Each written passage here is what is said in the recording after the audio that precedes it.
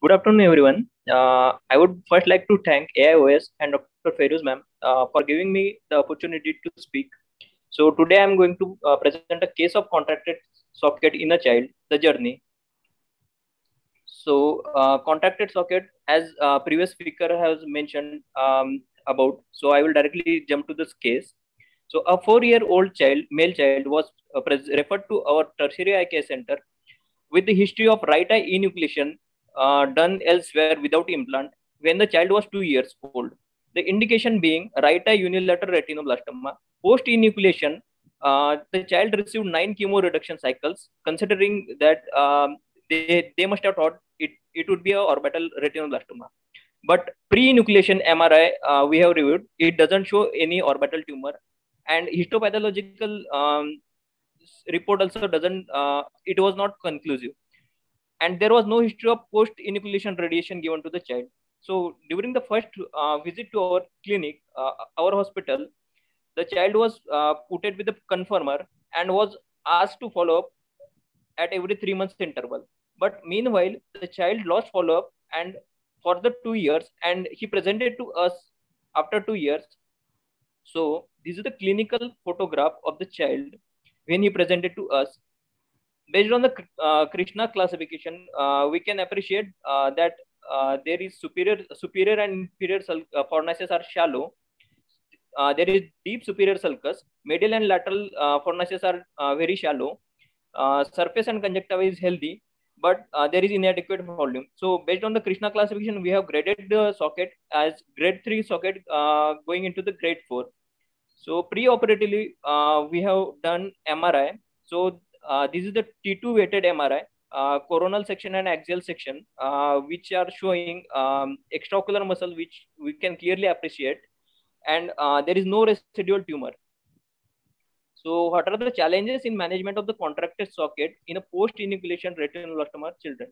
So they are usually enucleated without implant, and absence of conformer, poor hygiene, and so low socio-economic condition, and exposure of the radiation after the enucleation. But it was not the case in our case. So in 2011, our plan was either to consider a non-integrated implant with fornix formation suture or to put a dermis fat graft with fornix formation suture. So considering surface as well as volume loss, we have considered a procedure of dermis fat graft with fornix formation suture. And we have also done the rectus muscles were fixed to the dermis fat graft to enhance the movement. So these are the surgical steps. I will not go in detail because previous speaker, Dr. Rashmi ma'am, has shown it in detail. So these are the steps from graft harvesting and putting. So the child after the procedure follow up at 1 week, 2 weeks. So at the second week, the fornix formation sutures were removed and the graft edges were healthy. This is the clinical photograph of the child after 6 to 10 weeks. We can clearly appreciate that fornices were well formed. Dermis fat graft and conjunctiva was partially vascularized. And this is the video showing the dermis fat graft movements, which are very good after the procedure.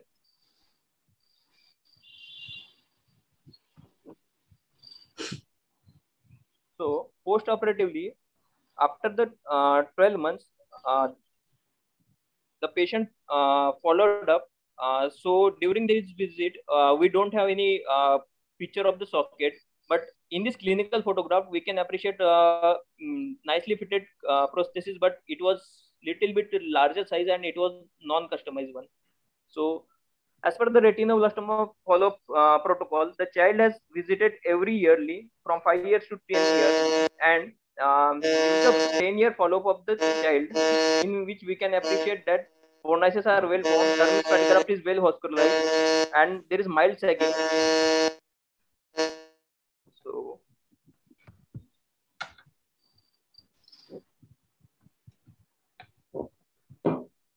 after the 10 years when child came, sorry. So these are the comparisons.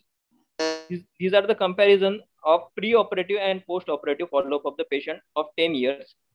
So coming to the conclusion, post-enucleation orbital implant should be the primary option. Management of the contracted socket in a child is challenging because both the socket and the facial growth are dependent on the orbital growth. Dermis fat graft is a viable option to treat the volume deficiency following enucleation or evisceration, both in adult and children. Dermis fat graft continues to grow and act as a dynamic implant. It provides volume and its slow and constant growth may promote orbital development. Dermis fat graft is often only the promising option in cases of severely contracted socket in children, and it is an effective means of replacing orbital volume and affording motility to the ocular prosthesis. These are my references.